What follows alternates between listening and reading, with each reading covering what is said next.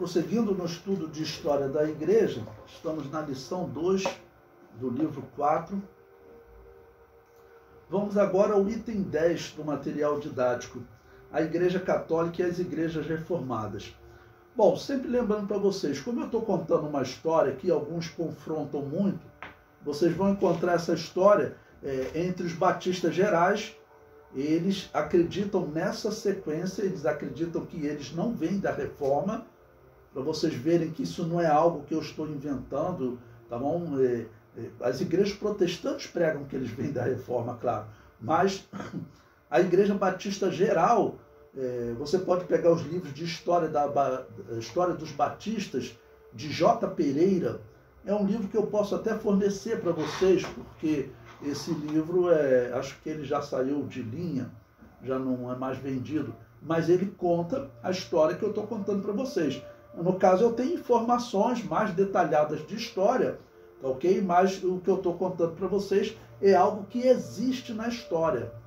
E por outro lado, eu conto para vocês como é perigoso você dizer que você veio da Reforma. Porque se você veio da Reforma, você veio da Igreja Católica. Se você veio da Igreja Católica, você veio de uma igreja que cultuou os mortos desde que ela nasceu em 312 com Constantino. Então, você não pode aceitar que você saiu de uma igreja que cultuava os mortos, porque essa é claramente uma doutrina pagã, ok? Então, mostrando esses documentos, eu vou pegar agora um artigo que saiu na Igreja Protestante, ok? A Faculdade Mackenzie, ela é protestante, ligada à Igreja Presbiteriana, e ela faz um comentário sobre o ano 1521 da era cristã. Eu botei nesse tópico aí, o tópico 10, a Igreja Católica e as Igrejas Reformadas. Como os historiadores, até protestantes, descrevem essa reforma. Ela foi uma reforma espiritual, ok? Ou como foi essa reforma?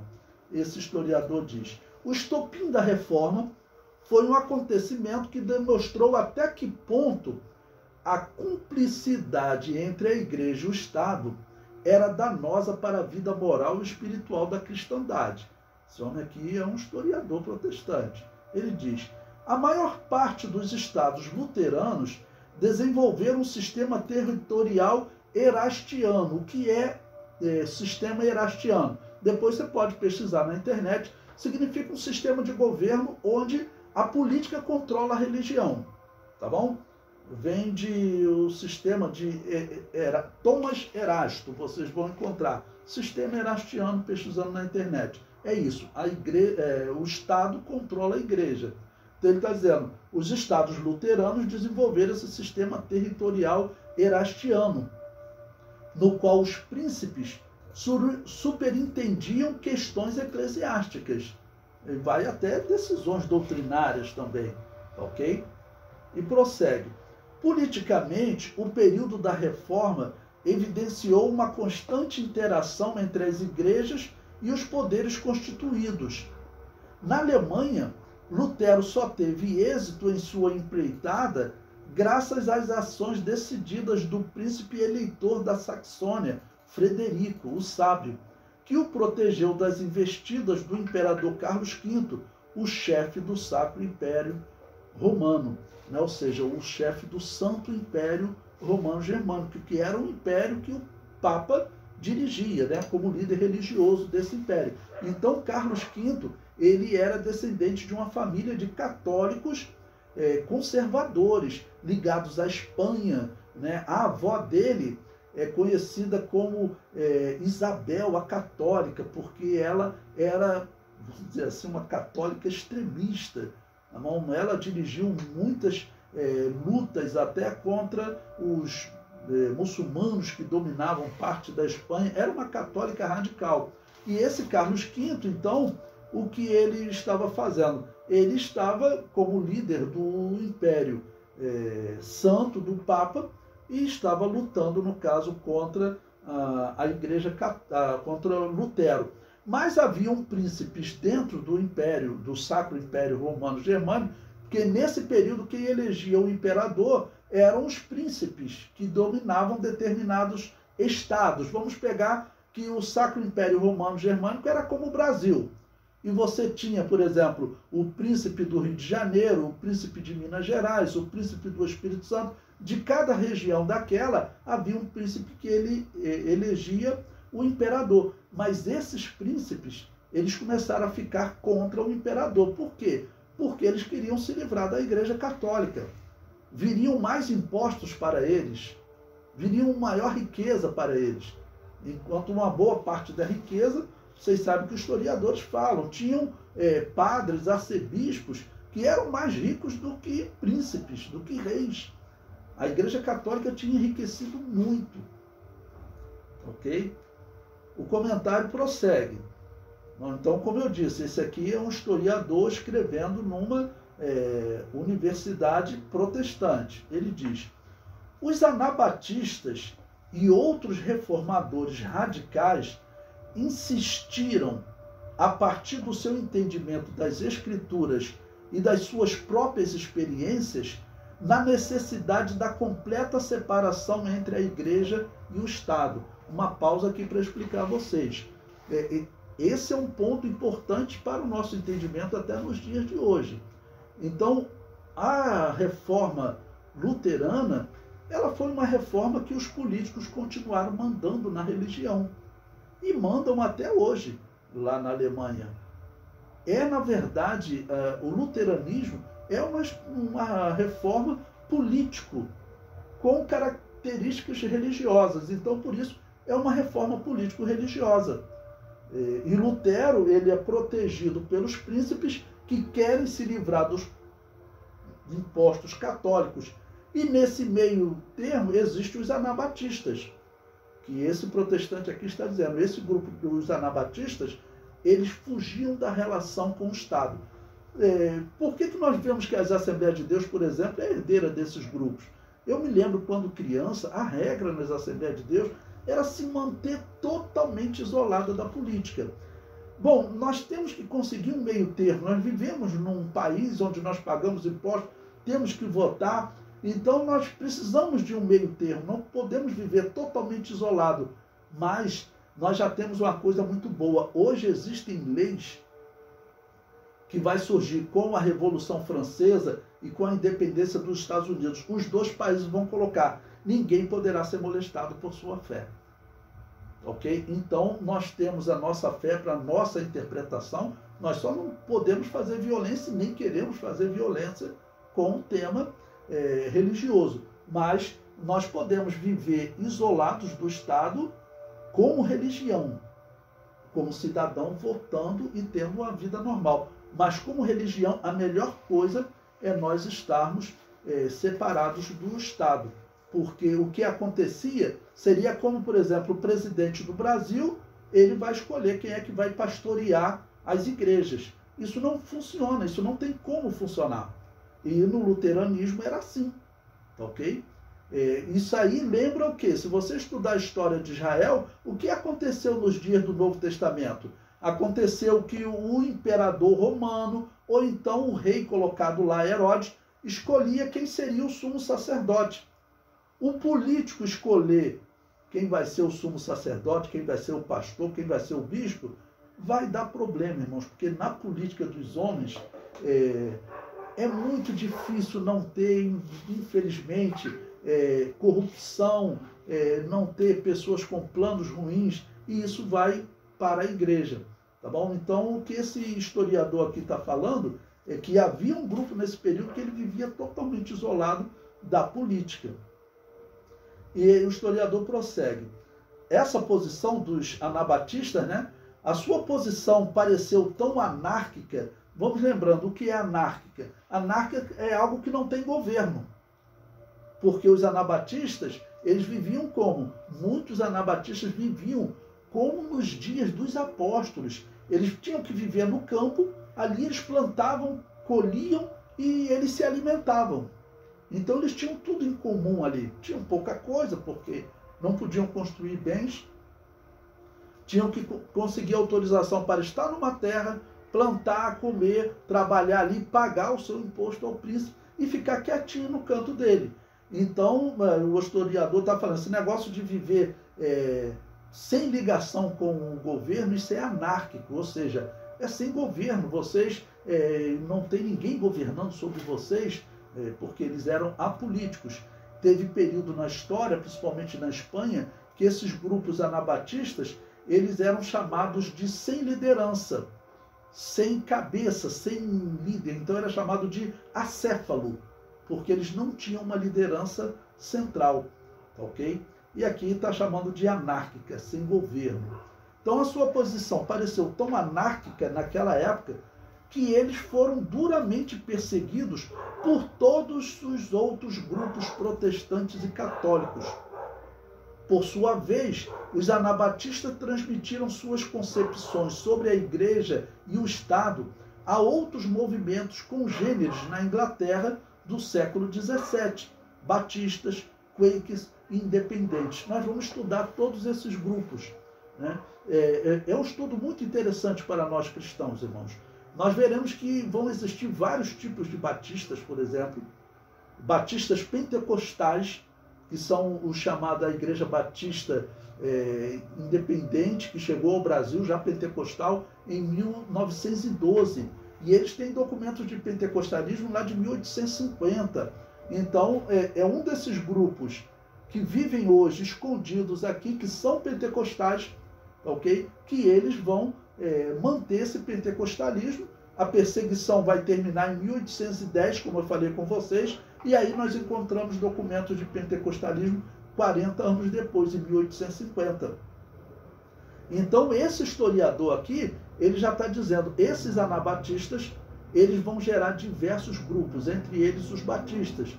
E aí nós vamos encontrar aí como Igreja do Evangelho Quadrangular, Igreja do Nazareno, Assembleia de Deus. No Brasil são muito comuns. Nos Estados Unidos tem a Igreja dos Irmãos, que também é chamada de Assembleia dos Irmãos. Nós vamos encontrar muitas igrejas na história e muitas delas pentecostais. Veremos um relato pentecostal. Então, para mostrar também que na história da igreja sempre existiram igrejas não pentecostais e igrejas pentecostais. Quando o apóstolo Paulo escreve a igreja que estava em Roma, ele faz uma afirmação que mostra que a igreja de Roma não era pentecostal. Ele diz, gostaria de vos comunicar algum dom espiritual, comunicar algum dom a eles. Como tem sido interpretado, essa igreja não tinha os chamados em grego carisma, né? Dom, não tinha nenhum dom que o apóstolo Paulo relatou que, por exemplo, em Corinto tinha, ok? E tinha seus outros problemas que o apóstolo aconselhou, né? Mas então haviam igrejas pentecostais e não pentecostais. Então esse historiador aqui, ele também nos diz, olha, os protestantes, irmãos, eles, infelizmente, eu gostaria que tivesse sido diferente, mas eles, infelizmente, foram um instrumento de perseguição terrível, que até os católicos, na história, criticam a perseguição dos protestantes, porque as torturas que eles fazem, diz a história que era pior do que a dos católicos. Esse período que nós estamos estudando, 1521, está havendo guerra na Suíça. Nós veremos depois que Zwinglio, se você for na Europa visitar, vamos fazer aqui visitar os protestantes, os reformadores, você vai encontrar Zwinglio, pesquise na internet. A estátua que existe dele, ele está com uma Bíblia na mão e com a espada na outra mão. Irmãos, isso aí é horrível para o cristianismo. Nós temos que dizer que aquilo ali não era cristianismo. Nós temos que afirmar que aquilo ali não era cristianismo. Zwinglio, ele vai morrer em guerra contra os católicos. Okay? Então ele tinha opiniões religiosas, mas quem faz isso não é cristão. E a guerra que ele estava contra os católicos era para erradicar o catolicismo da Suíça, que era a região que ele dominava. Ele queria, e os príncipes queriam, acabar com o catolicismo. A questão, como eu disse para vocês, era político. Se eles acabassem com o catolicismo na Suíça, o país iria se desenvolver, porque mais impostos ficariam na Suíça. Nós veremos mais à frente, por exemplo, na Inglaterra vai acontecer a mesma coisa. Por que a Inglaterra se desenvolveu tanto? Eles se livraram da Igreja Católica, criaram a sua própria igreja político-religiosa, a Igreja Anglicana, que manteve o culto aos mortos, e como a igreja agora pertence ao Estado, toda a oferta para a igreja, toda a doação, tudo fica para o Estado. O Estado inglês vai se desenvolver muito e vai se tornar o dominador do mundo. O Império Inglês foi talvez o maior império. É o império do qual se dizia, do qual o sol nunca se põe, porque o Império Inglês estava lá na Austrália, então quando era noite lá, era dia, tinha sol na Inglaterra e depois na América. Então o Império Inglês ele vai ser o dominador do mundo. E uma das razões é porque eles acabaram com a Igreja Católica lá, deixaram a Igreja Anglicana.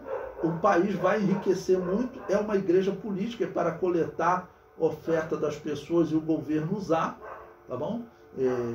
Tanto que vocês verão na história, não existe missões de igrejas protestantes. Quem vai começar com a obra missionária são esses anabatistas quando começarem a ter liberdade. Nós veremos isso, tá ok? Bom, então, esses independentes que ele falou aqui, um dos que eu acredito é a Igreja Batista Independente, que é a pentecostal. Ou seja, existia, né, nessa época, na Suécia, e vai continuar existindo até 1800, 1900, 1912 ela chega no Brasil. Ok? O comentário prossegue. Mais do que qualquer outro grupo religiosos dos séculos 17 e 18, lembrando, século 17 e 18 está falando de 1601 até 1800, tá bom? E diz, os de convicção anabatista, batista, a partir de agora, os anabatistas vão começar a ser chamados de batistas. É isso que esse historiador está fazendo. Vocês verão que oficialmente ainda não existe essa igreja batista que nós conhecemos aqui no Brasil, que é chamada de Igreja Batista Geral. Ela nasce em 100 anos, lá em 1611. Isso os próprios batistas contam, ok?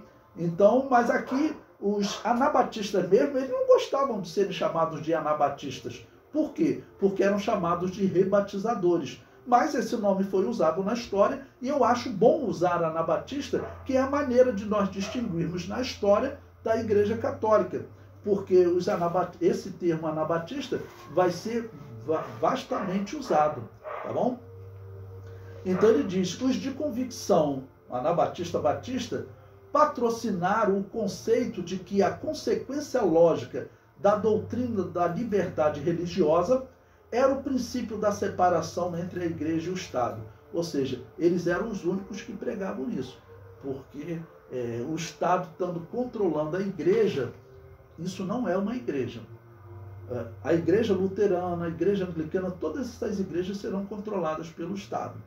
Ok? Nesse período, a igreja presbiteriana, quando nasce também, elas deixarão de ser controladas pelo Estado, porque o Estado vai dizer, eu não quero mais controlar vocês. É o que vai acontecer na Revolução Francesa. Tá bom? Vocês vão viver a fé de vocês, ninguém pode molestar vocês, mas vocês não podem se envolver com política. Ou seja, o Estado, que são as pessoas, né, a população, chegou a um ponto de dizer, eu não quero mais relação com vocês. Por causa de quê? Da quantidade de guerras que vai acontecer entre católicos e protestantes. Nesse período, já está acontecendo guerra. Um dos maiores reformadores, o Zwinglio, morre em guerra, matança, até que enfiaram a espada nele. Eu estou dizendo isso para mostrar que é guerra literal, isso não é figurado. Tá ok? Bom, esse historiador protestante, escrevendo um artigo aqui para a Faculdade Mackenzie, ele prossegue. Na Suíça, a reforma de Zwinglio dependeu do apoio do Conselho Municipal de Zurique. Foi esse mesmo conselho que puniu ou executou cruelmente os anabatistas por se oporem à obra de Zwinglio e à unidade religiosa, vista como indispensável para a proteção dos cantões protestantes, isso em 1526. O próprio reformador, ele diz, morreu numa batalha contra os cantões católicos, a chamada Segunda Batalha de Kappel, em 1531. Bom, ele concluiu aqui exatamente com o que eu falei com vocês. Zwinglio, ele morreu numa guerra. E veja como ele disse, quando Zwinglio fundou o protestantismo na Suíça, que ele é o segundo homem a fazer esse movimento, Lutero começou, a Alemanha começou a se dividir, E a Suíça houve uma grande divisão. Ele chama ali de cantões. Cantões você entenda como estado. Estado do Rio de Janeiro, estado do Espírito Santo, estado de Minas Gerais, são estados, tá ok? Então, como os estados se dividiram, seria assim, uma parte do Brasil queria ser católico, a outra parte queria ser protestante. Então, eles começaram a fazer guerra entre eles. E na área de Zwinglio, ele disse o seguinte, que ele executou cruelmente os anabatistas, porque ele dizia, olha, vocês têm que se juntar a nós, porque nós temos que libertar a Suíça do catolicismo. E eles precisavam de pessoas para guerrear, e os anabatistas não guerreavam. Tá bom? Eles se opunham à obra de Zwinglio, é o que esse historiador está falando. Então, eu sempre lembro para vocês, eu procuro colocar historiadores na íntegra, eu poderia parafrasear, pegar as palavras dele e colocar com as minhas palavras. Mas eu coloco historiadores para vocês verem que essa não é uma questão que eu estou trazendo, não. Essa é uma questão que todos os historiadores falam. Tá bom? E então, para você pensar sobre esse ensino que estão falando hoje do protestantismo, dele ser uma referência para nós. Eu vejo muita Assembleia de Deus dizendo isso. Nós não podemos dizer isso, irmão, porque nós vamos cometer o pecado de dizer que uma igreja que mudou ou utiliza um batismo em águas, que é uma doutrina fundamental do cristianismo, chamado de uma ordenança ou de um dogma, ele não pode ser alterado. O batismo é o quê? É o homem adulto confessar os seus pecados e a sua fé em Jesus. É só esse batismo que vale para o cristianismo. Isso é o que a Igreja de Jesus sempre pregou. Fosse ela anabatista, fosse ela batista geral, batista independente, Igreja do Evangelho Quadrangular, Assembleia de Deus. Assembleia de Deus, como eu fui criado nela, eu sei. Quando nós recebemos um protestante ou católico, alguém que recebeu esse batismo de criança, nós batizamos ele. Então, alguns dizem que nós rebatizamos. Mas nós não rebatizamos, nós batizamos. Por quê? Porque o ato de colocar a criança ali na água, ou botar uma água na cabeça dela, dizendo que isso é um batismo para tirar o pecado original, isso é invenção da Igreja de Roma. Isso não existe na Bíblia. E isso não pode ser mudado. O batismo não pode ser mudado. Tá bom? Então, se nós dissermos que os protestantes são referência, a primeira coisa que nós temos que fazer, então, é mudar o batismo, adotar o batismo de recém-nascido. Se fizer isso, você acaba com esse momento da confissão de fé, que é o momento que o pecador se arrepende. E é o momento que a Bíblia diz que Deus se alegra. Tá bom? Então, nós não podemos mudar o batismo na igreja. Não podemos aceitar o batismo de recém-nascido.